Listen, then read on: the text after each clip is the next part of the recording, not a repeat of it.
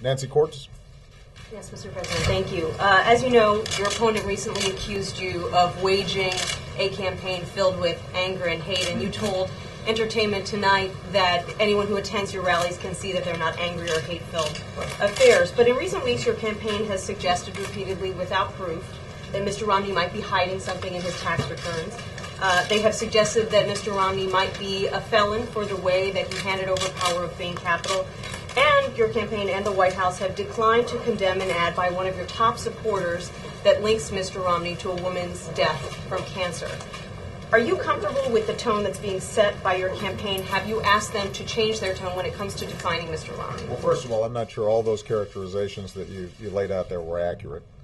For example, nobody accused Mr. Romney of being a felon. And I think that what is absolutely...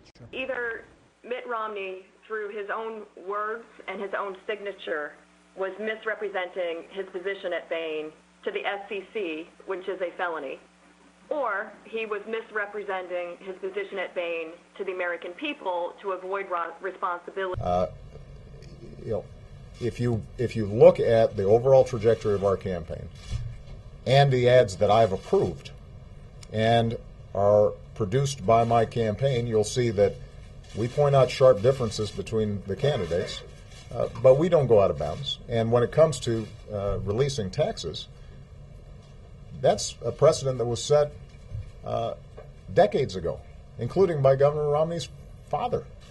And for us to say that it makes sense to release your tax returns, as I did, as John McCain did, as Bill Clinton did, as the two President Bushes did, I don't think is in any way out of bounds. I think that is what the American people would rightly expect, is a sense that if, particularly when we're going to be having a huge debate about how we reform our tax code and how we pay for the government that we need, I think people want to know that, everybody's been playing by the same rules, including people who are seeking the highest office in the land. This is not an entitlement, being President of the United States. This is a privilege, and we've got to put ourselves before the American people to... I also want to follow up an answer you just gave to Nancy. You said that one of the reasons you wanted to see Mitt Romney's tax returns was you want to see if everybody is playing by the same set of rules. It actually goes to the question she asked, which is this implication. Do you think there's something Mitt Romney is not telling us in his tax returns that indicates he's not playing by the same set of rules? There's a difference between playing by the same sets of rules and doing something illegal. And in no way have we suggested the latter. But the first... I'm Barack Obama, and I approve this message. Was there ever any year when you paid lower than the 13.9%? Well, I haven't calculated that. I'm happy to go back and look.